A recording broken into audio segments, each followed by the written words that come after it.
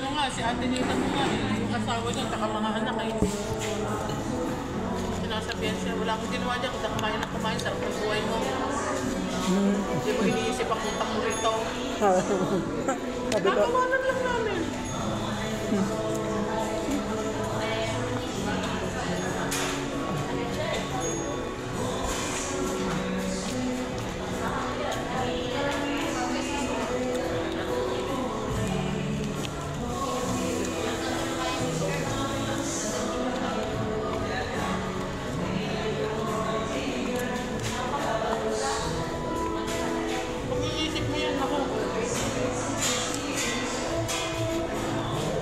Ginagawa kasi namin ako.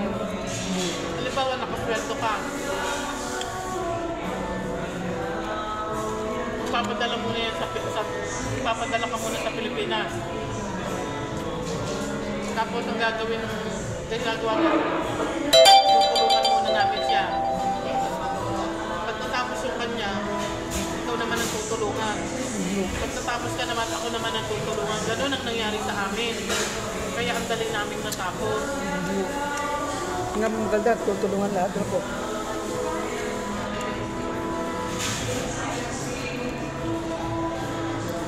Pag kayo nagtatrabaho na, mababayaran mo na yun ng pakunti-kunti.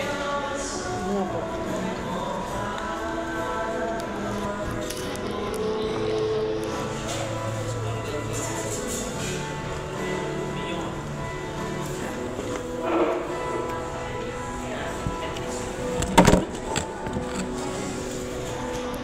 Maganda yung nabigay sa akin na kanin to.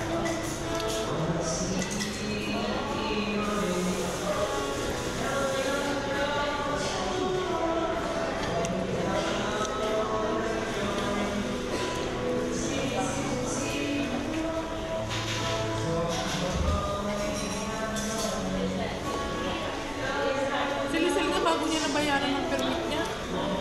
Halos 4 na po. Oo. Ibibigay sa'yo ang passport mo na hindi ka bayad eh. Pag kinabit ang sticker mo, ibibigay sa'yo. Hindi mo na mabayaran.